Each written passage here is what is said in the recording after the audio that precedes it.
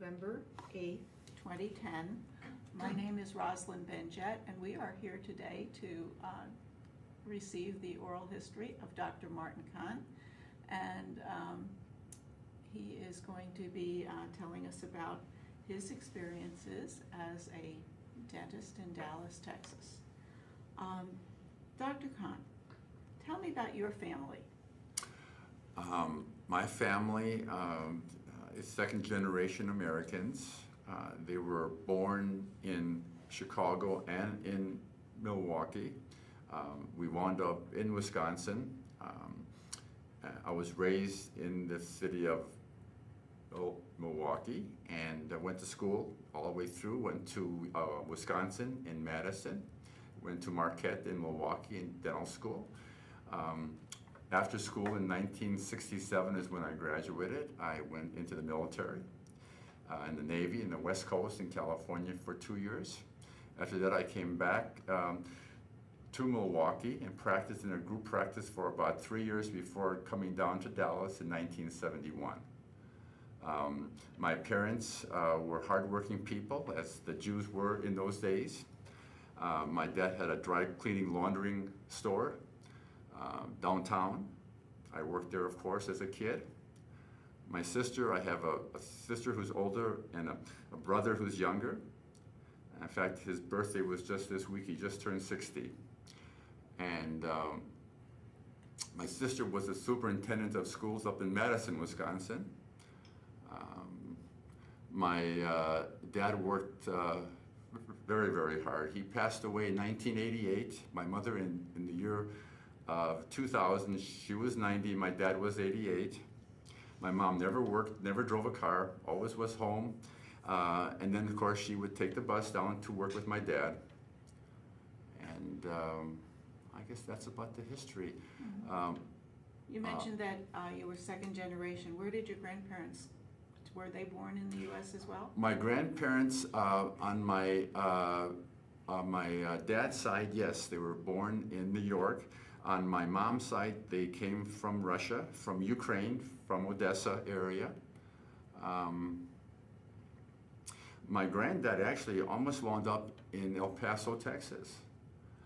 He had come down after the war, but for some reason went back up to Wisconsin. There was more opportunity up there. We were raised in an Orthodox shul, a small shul. We were on the west side of town. I have a lot of wonderful memories of that area, of those people. It's a good town. A lot of great cheese and beer, of course.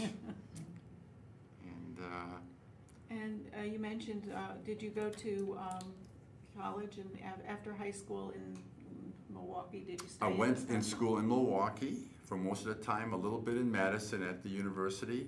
Well, both were Wisconsin universities. Mm-hmm. And then I went to dental school at Marquette. Mm-hmm. That's in Milwaukee. What made you decide to become a dentist? Well, I had a choice at the time to go into medicine or dentistry.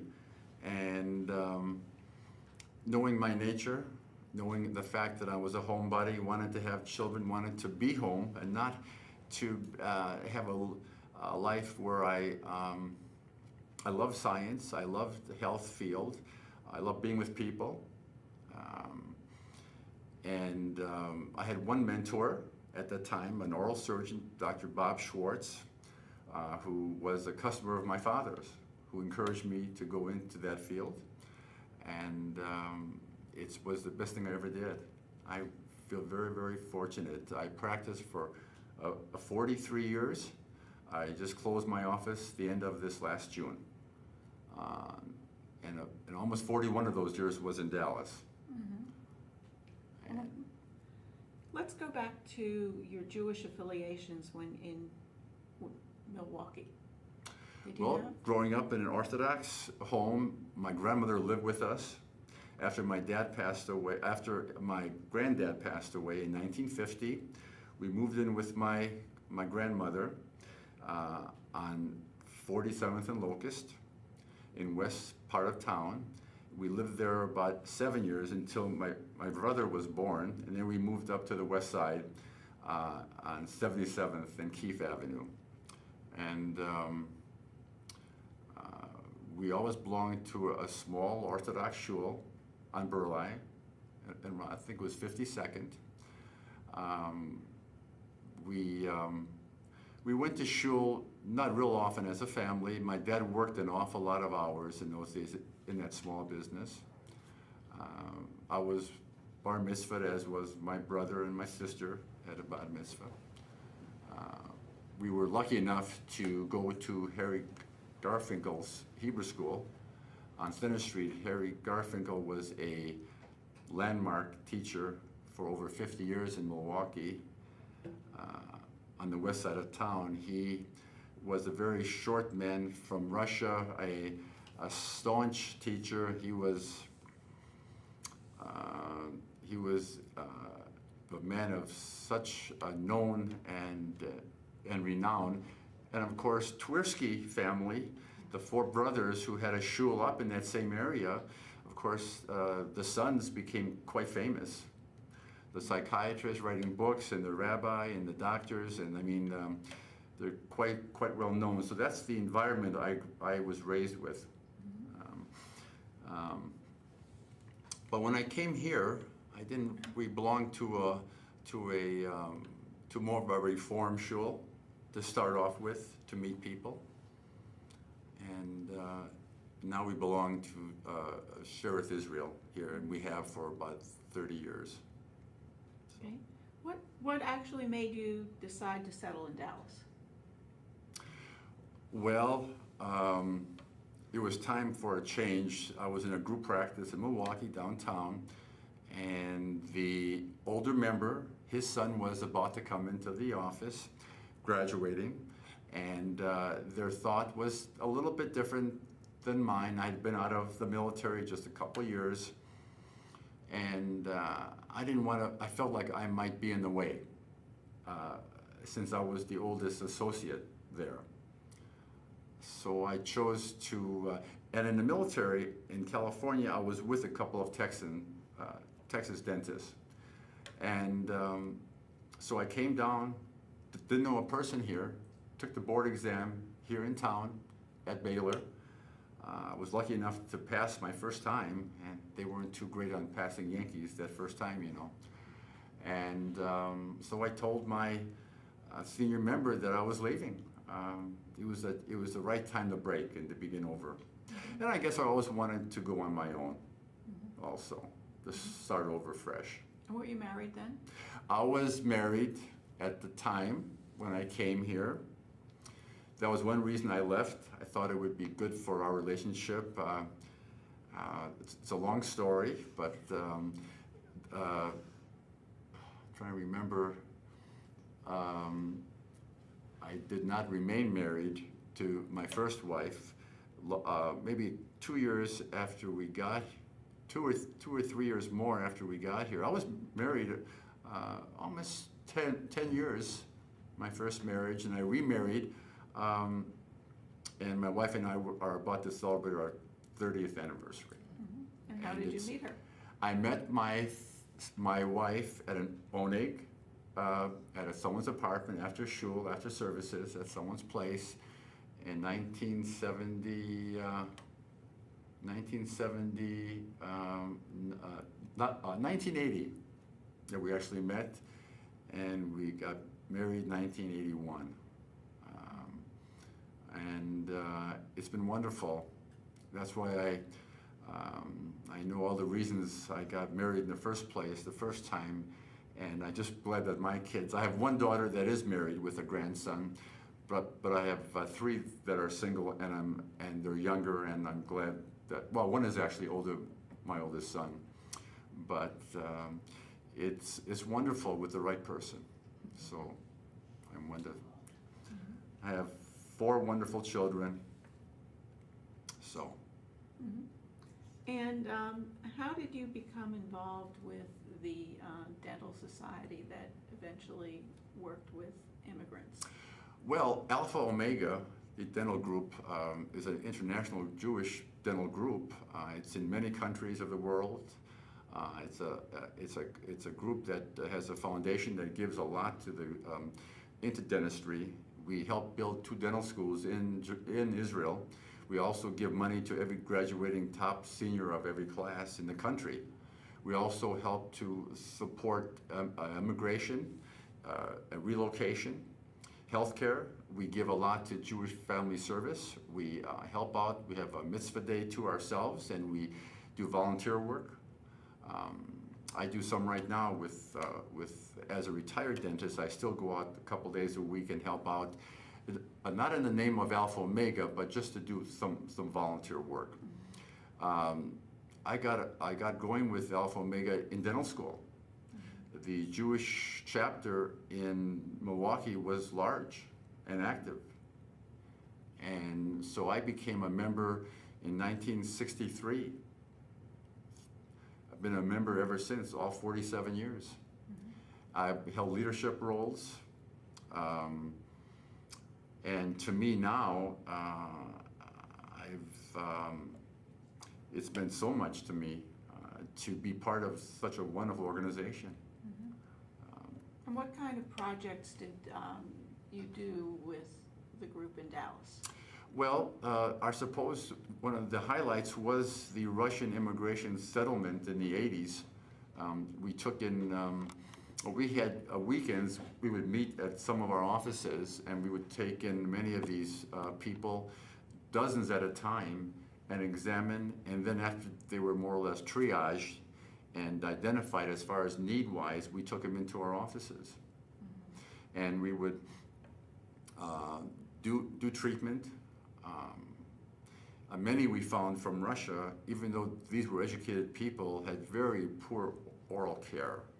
Just extremely either poor care or no care, and they were filled with disease. And so it took a while. It took several years to resettle them and to get them, healthy. I used to teach them, and I saw some really interesting dental work. Yeah, it really was a very low quality material-wise and technique-wise. I won't go into that. And aesthetically as well. Aesthetically, yes. Yeah. So how many people did you generally see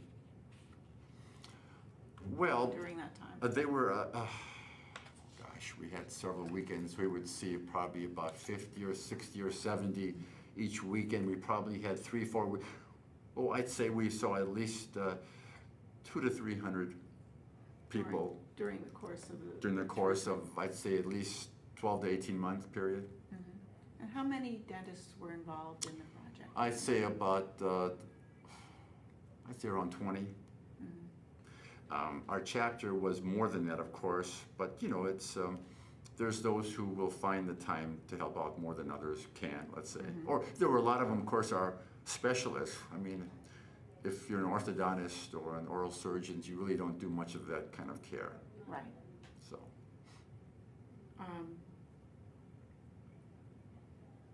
Did you work did you volunteer then for other facilities like Jewish Family Service apart from the? Yes, we did that. We would be called, Mike Fleischer, the director, would call us every so often to treat people. And it'd be more of a one-on-one thing. They would send in usually it was senior members, people who would come in, and we would help them out with some dentures. Often it was dentures. I saw some myself on probably wouldn't be more than 3 or 4 or 5 a year. It wasn't a lot of people for each office. Yeah. And I suppose Jewish Family Service is where I was most involved with, not just dentally, but of course giving food and clothing to the people, especially after Katrina or after some other disaster. Mm-hmm. Yeah. What was Dallas like when you moved here? Dallas was a big change from where I was coming from, Wisconsin, that's for sure. The people were so warm and friendly. They said hello to you in the street. They would take time to visit with you. Even the young people, the ones in university, it was amazing. Dallas was, at the time, had a good-sized Jewish presence, an active community. And of course, being in Dallas, being a Jew, for some reason, a lot of the large Baptist community here loved having Jewish professionals as their doctors, dentists, attorneys, accountants. There was a mystique somewhat about Jews being very good at what they do in business, and making wonderful husbands too, by the way. I thought I've heard that, yes. Do you think the city's changed since you've moved here? Yeah, I think it probably has changed, as has the entire country. In what way? Well, I think, of course, the population growth, the demographics, I don't know if they've changed too much, the size of the community. But of course, attitudes have changed a lot, not always for the better either. Job opportunities maybe aren't as easy to come by anymore, of course. We know that all over the country. And polarization, attitudes, I think are worse elsewhere, but there's also in Dallas, attitudes about what ought to be and what is right or wrong. And do you fit into this mold, more or less? But it's a great place to be. I love Dallas. I promote it every time I go back to Wisconsin. I know when I first came down here, people thought I would pull my horse up to the water trough in the morning at the office, and put my buckles on, my boots, and honest to God, that's what they think in Wisconsin. So it was a lot of fun. And of course, they also think those with a strong accent, they think that they're, hicks and whatnot, but we know different. So, but it's a great place to be. It's in Dallas, in Texas. My kids love, especially Austin, of course. They all went to school there. And I would recommend it to anyone to come here. It's a very loving place. I think it's a very positive place to raise a family. And that was one of my main focuses when I came here, was a place where it would be good to raise a family. Mm-hmm. And tell me about your children now. I have 4 kids, Adam, Sarah, David, Lauren. Adam is our oldest. He'll be 37 at the end of this month. My daughter, Sarah, is 34. My younger son, David, 28. And my youngest, Lauren, is 22. She's in her last year at Austin. David's in business in nuclear medicine here in Dallas. Sarah is married and lives in Austin with our grandson and her husband, Mark, who's a college professor down there. And then Adam is a nurse anesthetist in Austin also. Mm-hmm. So I've got 3 kids in Austin. Adam just bought a home, moving in next month. He's all excited about that. Single fellow. Just Sarah's married. I'm very close to all my kids. Mm-hmm. And I can't imagine not having the time with them. So I'm very, very blessed with wonderful children, a wonderful wife, really. And you mentioned that you recently retired. Just closed the office the end of June after 43 years in practice. Arthritis is one of my biggest problems in my hands and my back, and that's one reason I had her quit. Mm-hmm.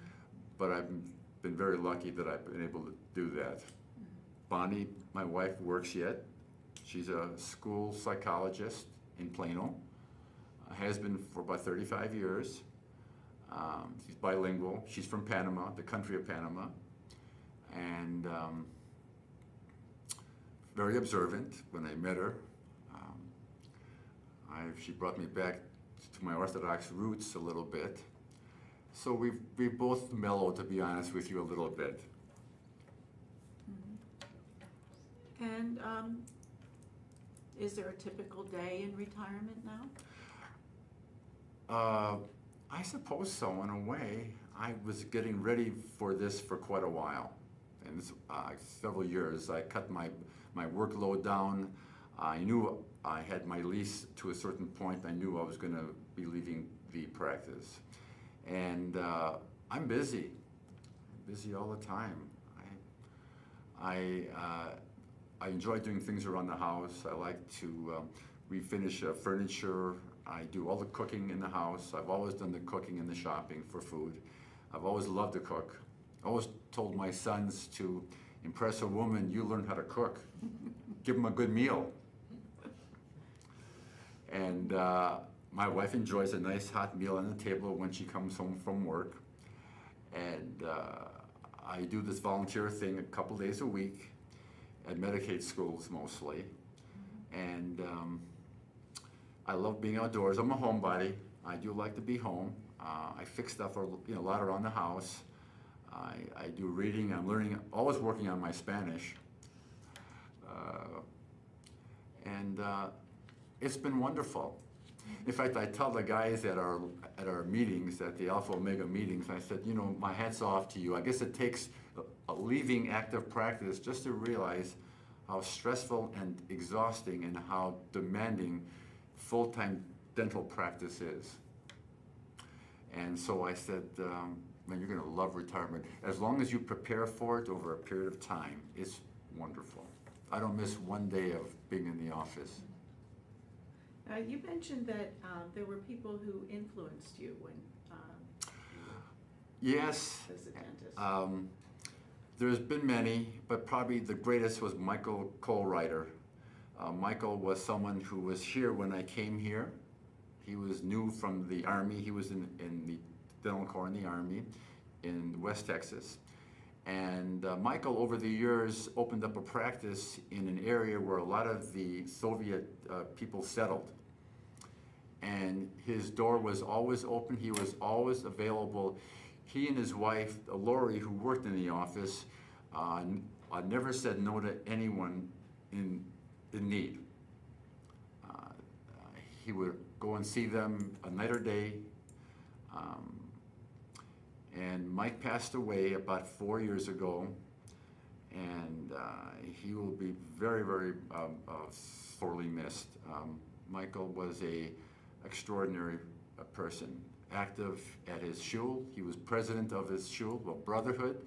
He was a master in the scouting movement out of Temple. I don't know, it was Emmanuel, I believe. And he was the most giving person I've ever known.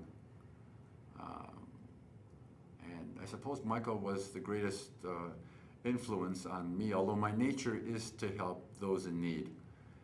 And I think that's what we should do. If we've been so blessed as to be able to have a very healthy life, and that's been, I think we need to give back to our people.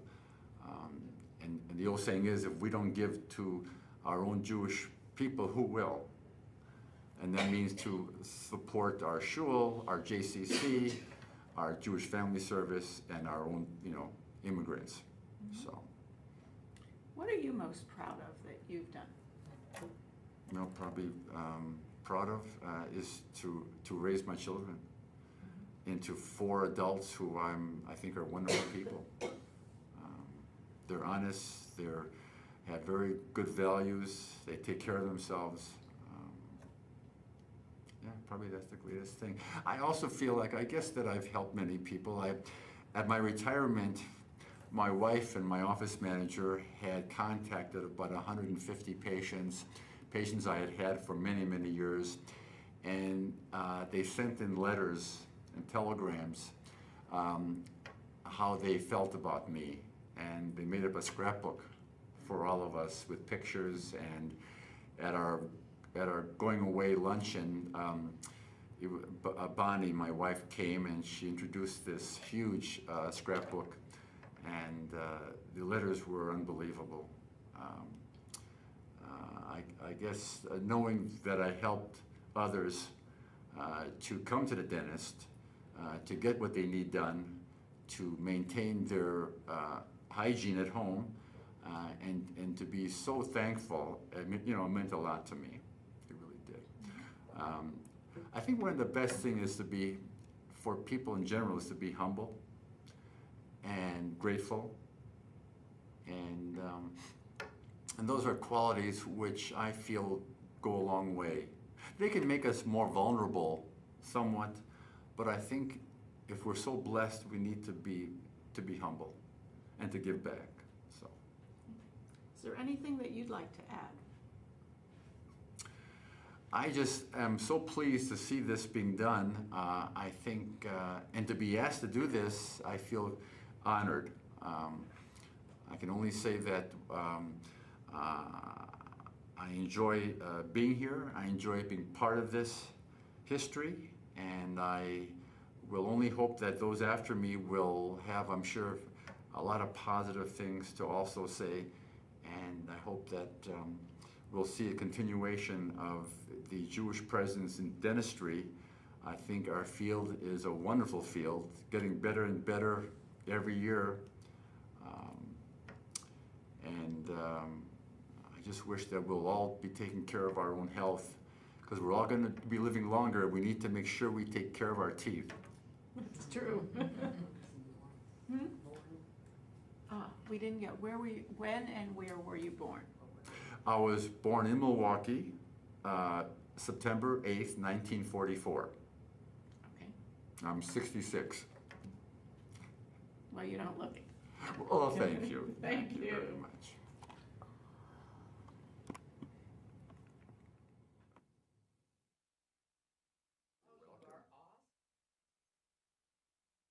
Extremely important to me, especially as I've gotten older with my arthritis. I could not begin to assume I'd still be working or practicing or anything without the exercise and eating right. I think it's so important for all of us to watch what we eat, take some supplements, but mainly to take the time to become obsessive about exercise programs, something that we enjoy doing,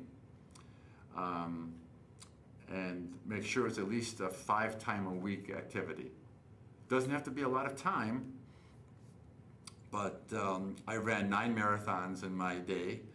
I loved every one. It was a goal of mine. It was precious. My first one, I was single, and I told my employees that you better meet me at the finish line if you want a job Monday. And I mean, nothing is worse than to run for 3 hours or more and have nobody there. So that was my first marathon, and then I remarried, and my wife would come, and especially she would have the baby in the pouch, and she would be meeting me at various points, giving me my drinks, and a lot of memories, a lot of pictures.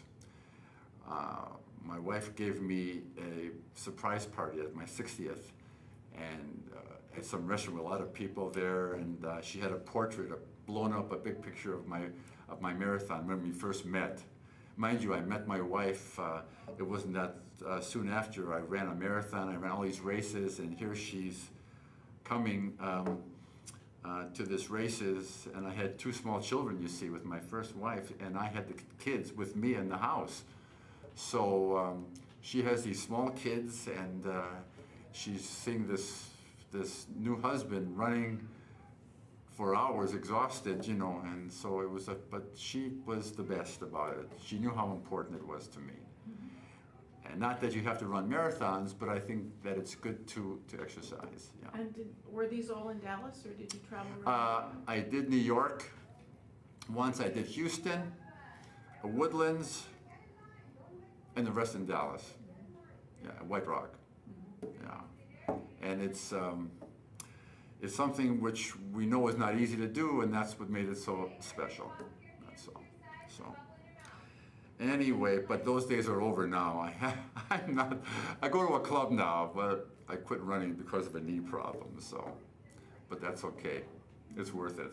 So now you're on the elliptical. Right, exactly. That's exactly right. That's exactly right. Yeah. Thank you for letting me share that. That meant a lot to me. Thank you. Thank you.